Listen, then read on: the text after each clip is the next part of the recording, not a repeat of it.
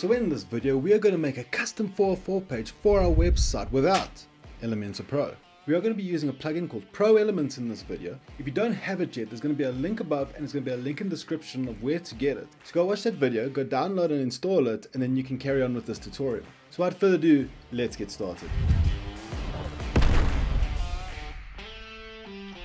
Okay, so now that you have the free version of Elementor and you have the Pro Elements plugin installed, it's time to start that 404 page. So here in the back end of a WordPress website, what we're going to do is we're going to go over to templates and we're going to go to the theme builder. Here in the theme builder, you can see on the left hand side there's a whole bunch of options that you can custom make for your website. What we're going to be concentrating on today is the 404 page. So here under 404, I hover over it, you can see there's a plus sign. Now you can click on that and that will start loading up the designer.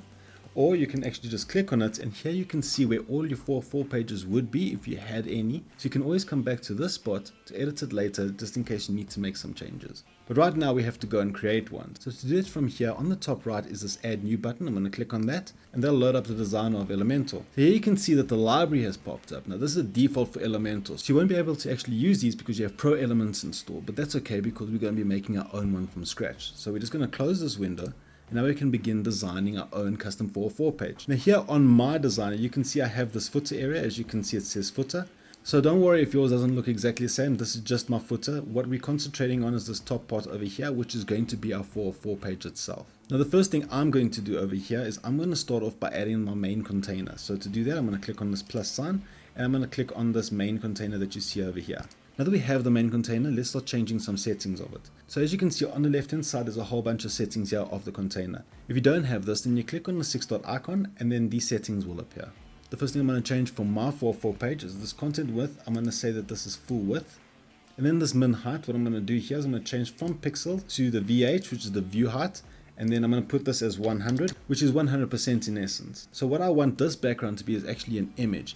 Now in my other tutorial where I showed with Elementor Pro, I kept it very simple. I just kept it as a white background and I put an image on the left and some text on the right with a button. But today I'm going to make a much more designed 404 page. So for my background, I'm going to click on this classic and I'm going to go and choose an image. Okay, so if you don't have an image and you really want a high quality one, there is great free stock photography places that you can go and get some. And one of those places is Unsplash. Now it's not the only place and I'm not affiliated to them in any way. I really like using some of their stuff that they have to offer. And over here I'm going to search for something that'll best suit my website. So if your website was about a bakery business, then obviously you'd look for images that are more based on a baking theme. But for here now, I'm just going to use one that's a bit more to the theme that I want to use. So after doing a quick search, I found this image over here that I really want to use. So I'm going to click on this.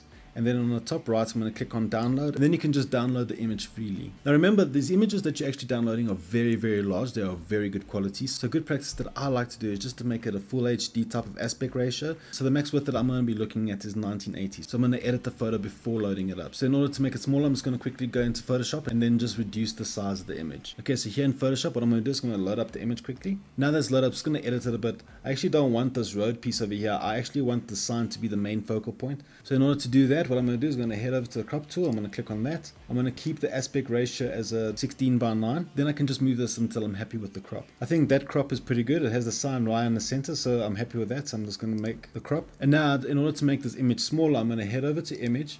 And then I'm going to go to image size. So over here in this window, I'm just going to make the width to a 1980. And now I'm happy with that. And now I'm just going to say save. Okay, so now back in our website where we were designing that Era 404 page, now we can click on this image over here. And now we can load that image that we have for this 404 page. Now the image loaded, I'm going to make sure it's selected. I'm going to say select. And here's my image inside that container as a background.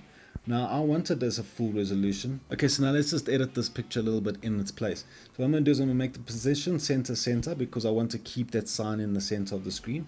The attachment is up to you. You can leave it as is. But for me, in this design, I'm going to put it as fixed. I want to make sure repeat is none, so that's only one of this image over here. And then I'm going to say the display must always be cover. So what that fix does is if I scroll up and down, you can see the image stays in place. And it's just a nice little effect that I like personally. The next thing I'm going to do is I'm going to put a background overlay. So I'm going to put a gradient over this so that the people's eyes are focused more in the center instead of the sides. So to do that, I'm going to go to this background overlay. Background type, I'm going to say gradient. And now I can choose my colors, which is going to be white and black. I'm going to say the type is radial. You can see it does that. So it doesn't really look really good like that, but the trick is to come down to blend mode. And over here, we're going to say multiply. So now you can see that the setting lighting of that has changed a bit. So if I take the opacity from 0.5 and I crank it up, you can see how the outer edges have darkened and the middle stays the same. So we're going to leave it as a full opacity like that because it just keeps that highlight right in the center. Okay, so now that we have our main background for this page, it's time to add all the widgets that we're going to be using for this 404 page. So the next thing we have to do is actually add the containers to house them, because you want to position all those widgets nicely within this page. So we're going to click on this 9 dot icon, and I'm going to look for the container widget. I'm going to click and drag that over onto my page. I'm going to let go. Now you can see that the new container is here inside our page. What I want in this container over here is going to be the title, but I am going to have to space it out to be a bit more down the page. So I'm going to add some space widgets around it just to bring it down on that page itself. But let's just go get that title now quick. So I'm going to click on this 9 dot icon. I'm going to find the heading widget. I'm going to click and drag that. I'm going to make sure that's inside this new container, and then I'm going to let go. So there's my heading widget now in place, and you can see all the settings on the left hand side.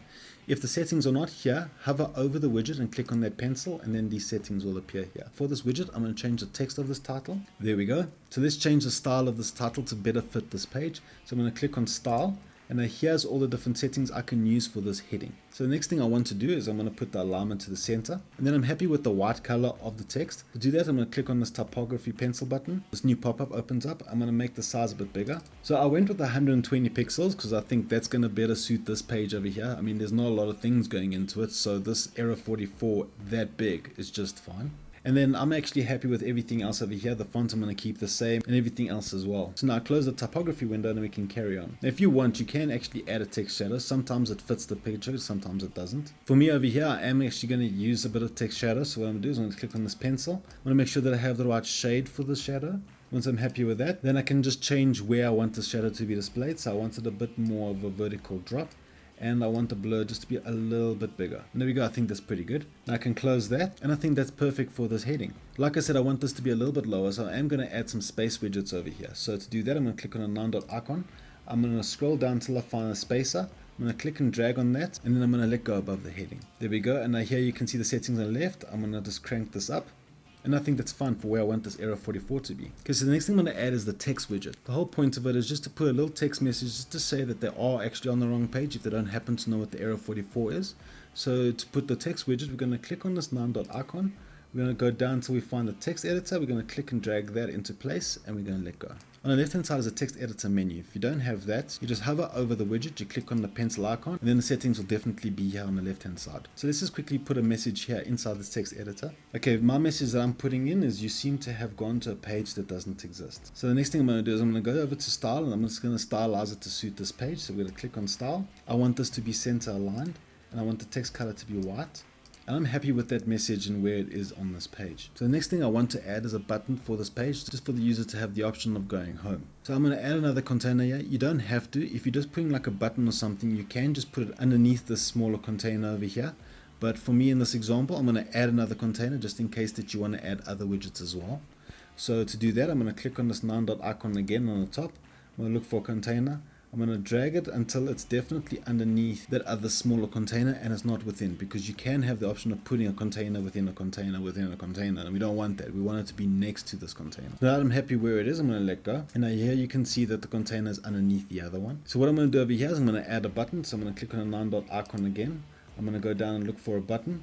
Here it is. I'm going to click on this widget. I'm going to drag it into the second container, and I'm going to let go. Okay, so now for this button, the first thing I'm going to do is I'm going to change the text. So what I'm going to put in here is say go back home. So now underneath the text you have the link, and that's where you're going to put the main link of your website. Or you can do it as a dynamic tag. So no matter what the domain name of your website is or will be, this button will always work. So to do that, we click on the dynamic tags icon, and this new window pops up. Now what we're looking for is the site URL. And now we're going to go down these options until we find site URL, and we're going to click on that. So now this button will automatically always go to the home page of your website. So for the alignment of this, I want this button to be on the right hand side. So I'm going to click on the right, and now it's going to be on that side. So I'm pretty happy with all the settings for my button in this website, but I am going to stylize it. So to do that, I'm going to go over to style. Now because my background is pretty dark, I'm going to make this as a white button. The text, I'm going to make sure it's white. The background color I'm actually going to remove, and I'm going to make it transparent for here. And then what I'm going to do is I'm going to make sure, I'm going to add the border properly. So I'm going to make sure the border type is a solid. I'm going to say it's a 3 pixels for mine. And then my border radius is a 10. And then I'm going to make sure that the border color is white as well. And now I'm pretty happy with that button. So now I'm going to go over to the hover settings and then just change the hover just a little bit. So here in the hover settings, I'm going to change the text color to black. The background color, I'm going to put it as white. And I'm going to make sure that the border is white as well. So now every time we hover over this, you can see how the hover colors are working. Okay, so now we're happy with everything that we have on our 404 page. It's time to actually put this button where I'd like it, and that's going to be here at the bottom. So in order to do that within these two containers, it's actually pretty easy. So what I'm going to do is I'm going to go into the 6-dot icon of the main container and bring up its settings on the left. So over here we're looking for justify content. So you can see that here is where justify content is, and I'm going to put in a space between, and it's going to push the two containers away from each other. So now once I click that, you can see the button disappeared. It actually hasn't disappeared. It's because this container is at full height. So what happens is if I scroll down just a little bit, you can see that that's where the home button is. Now that isn't ideal in our final product, but we're going to fix that now. So now in this main container, I have to factor in the height of the navigation header. So to do that, I'm going to go over to advanced. I'm going to uncheck this link, and I'm going to minus the margin from the top of this container so that it's more in line with the top of the header. So now as you can see, as I'm adding more of a minus, you can see it shifting up the header. Okay, so now mine is at a minus 70, and you can see that my container now is on my whole page. If you ever need to go back to the settings of the container, you're not going to be able to get it from here because the header is going to be in the way, and I have a custom header. So in order to get the settings of this container that has a margin like this, you would have to go into the navigator, and then you can click on the main container, and then the settings will appear over here. Now the last widget I'm going to add is another spacer, just to make this button go up the page a little bit. So what I'm going to do is I'm going to click on this 9-dot icon. I'm going to look for the spacer. I'm going to click and drag that until it's underneath the button, and I'm going to let go. Here in the settings, I'm going to add about 100 pixels just to push this button up a little bit. And I'm pretty happy with how this whole page is looking now. The final things we have to do is just go into mobile view and just change the settings there just a little bit to better suit this layout for mobile. So in order to do that, we're going to click on this responsive mode, and you can see this whole menu appears at the top here. We're going to click on mobile, and now you can see how the 404 page would look on a mobile device. So on mobile, I'm not happy with how this button's on the right hand side. I actually want the center justified. So I'm going to click on this pencil icon, and you can see the settings appear over here. And what I'm going to look for is going to be under content, and then you can see the alignment is going to be in the center. If you go into desktop, you can see that the alignment is still going to be on the right hand side, so you don't have to worry about changing the alignment affecting different responsive modes. So now we've done that, I'm happy with how this design looks like. So the final step that we have to do is just to publish this onto our website. So now if I click on publish, you can see that there's a new window here with the display conditions. By default, it says include on 404, which is perfect. You do have other options in case you want to put this in other places, but as this is just concentrated as a 404 page, then I'm not going to change anything else over here. So then I just have to say save and close. And there we go. Our 404 page is now live on our website. So here in the front of our website, to go check out our new 404 page, what we're going to do is we're going to go over to the URL. I'm going to put /, and I'm going to put some random stuff to make sure it's a page that doesn't exist. And I'm going to click enter. And then you can see there's my 404 page being displayed on the website. Now, if for whatever reason you're not happy with the final design, like over here, I don't think I want to have the text a little bit that far down. What I can do is I can go back into the Elementor editor, and then in the settings of the spacer widget, I can take this from 150 to say 120. I can click update. Now you can see how it readjusted the error 44 on the main website. Okay, and that was making a 404 page on a website without using Elementor Pro. We did have to use the free version of Elementor, but it was the free version of it, so there's no real issue with that. Hope you liked this video. If you have any comments or anything, then just send a message down below and let me see what I can do. Don't forget to like and subscribe because that stuff helps my channel a lot. And I'll see you in the next one. Cheers.